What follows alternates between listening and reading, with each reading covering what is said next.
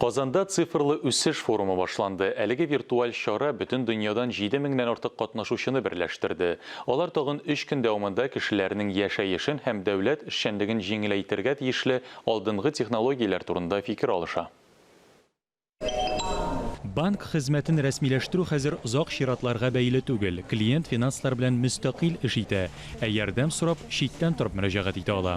Банкның мәгълүматлар базасы мобиль кушымтада күренә. Шуңа күрә инвестицияләр белән идарә итү җиңелрәк, озак көтәсе түгел. Мы продолжаем как страна быть в тройке лидеров по проникновению финансовых технологий, поскольку мы в свое время много вкладывали в технологии и на уровне инфраструктуры, и на уровне банков, и на уровне регулятора, и продолжаем активно двигаться в этом направлении.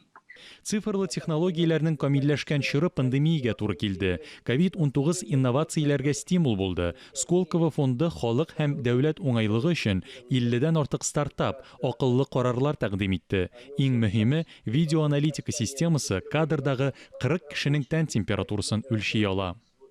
Мы довольны тем, что передовые регионы такие... Без Татарстан Республикасы, Мәскәү, Иваново өлкәсе кебек алдынгы төбәкләрнең тиешле цифрлы технологияләрне тизрәк кертүенә шат. Цифрлы алгарыш турында Казан Digital Week онлайн форумында сөйләштеләр. Мәйданчыкта традицион процессларга заманча карашлар белән уртаклаштылар.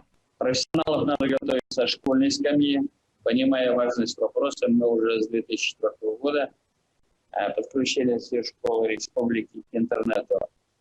1 сентября текущего года 100% школ республики подключены к высокоскоростным оптиковолоконным сетям.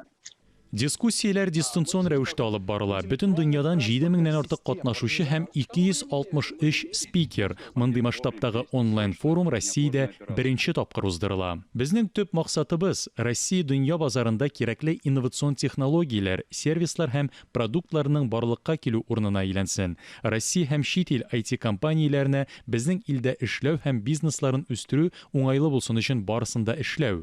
Барлык алдынгы фикерләр Казанда берләшә. Катнашучыларны Татарстанның цифрлаштыру һәм милли байлыгы дөньясына алып керәләр. Сәнгать осталары Татарстанның мәдәни кодын ачса, экспертлар цифрлы киләчәккә ачкычлар бирә.